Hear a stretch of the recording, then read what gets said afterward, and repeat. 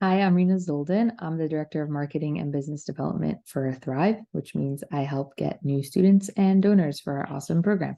For those of you watching the recording of this, please make sure to say your daily prayer for your soldier. And we're now going to learn something from this week's Torah portion in the merit of the safety and protection of our soldiers.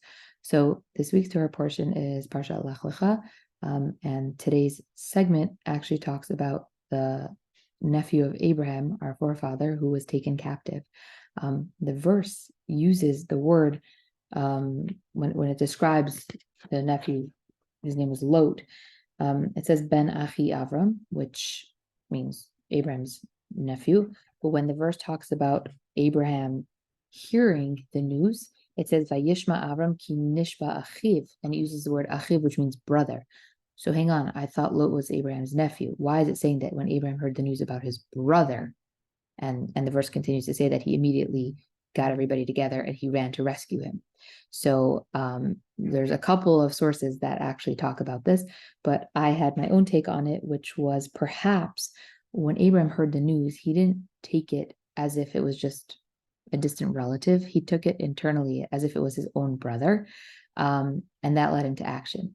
I think this is very relevant for what's going on in today's world.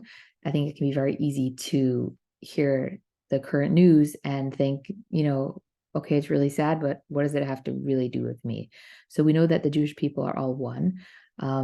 And I would like to suggest that the Torah is coming to teach us that when we hear news about a fellow Jew, we need to internalize it as if they were our own brother. So what does that mean practically?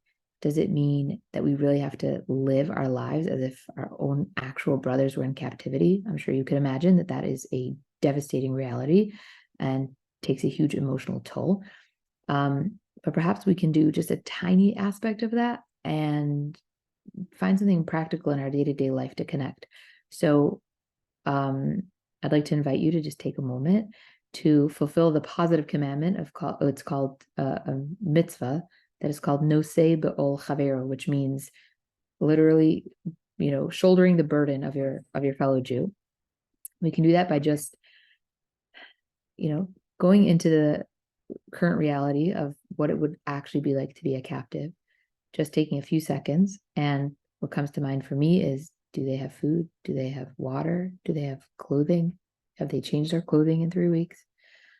And then just step out of that headspace because you don't want to go too far with it.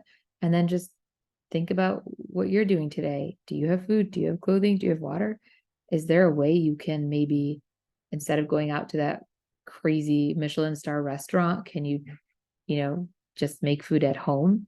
And in that way, shoulder the burden of what your fellow brother is going through instead of, going shopping for new clothes. Maybe could you, maybe you can say, today I'm not going to get new clothing because I want to, kind of be in solidarity with my brothers. I think that if we just take a moment to try to think about their reality and find a tiny, tiny thing that we could do just for today. It doesn't have to be for the duration of the war. Maybe it can be. I heard somebody say she's going to not put sugar in her coffee just for the duration of the war to remind herself that there's people out there really suffering and that, just to take part in it in a brotherly way.